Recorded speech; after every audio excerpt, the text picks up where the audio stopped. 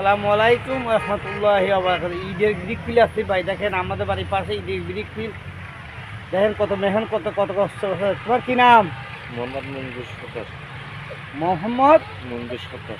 মাশাআল্লাহ। আমি তো মুসলমান নাকি?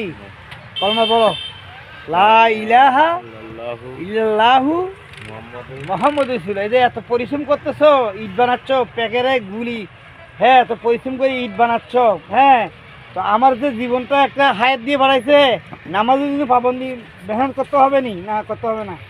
হ্যাঁ নামাজ পড়তে হবে। পাঁচ ওয়াক্ত নামাজ কার হুকুম? আল্লাহ।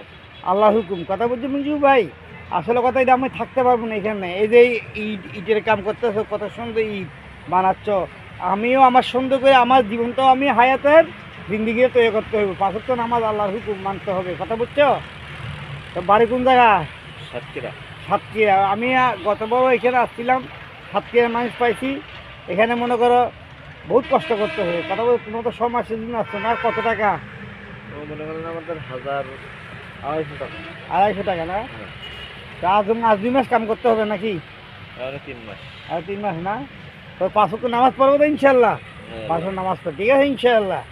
ভাই তোমার কি নাম? দেখেন কত সুন্দর ঈদ বানাচ্ছে আমাদের এখানে। দেখছেন কি সুন্দর ঈদ। মেহনত ছাড়া কিছু হবে না, মেহনত ছাড়া কিছু হবে না। এক মিনিট, এক মিনিট। দেখছেন আমার ভাই আর একটা কষ্ট করতেছে, কথা বুঝছেন কত সুন্দর করে ঈদ বানাচ্ছে এখানে।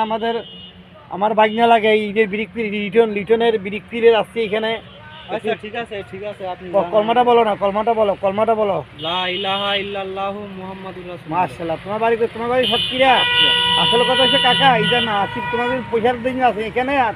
আসিফ তো নামাজ মানতে হবে, আল্লাহ হুকুম মানতে হবে। কি কো আজকে তোমার শক্তিটা কাম করে আল্লাহ শক্তি, আল্লাহ শক্তিতে কাম করছি। কথা বলছি ওই জন্যই আসছে, আমাদের কিছু এখানে ইয়া না।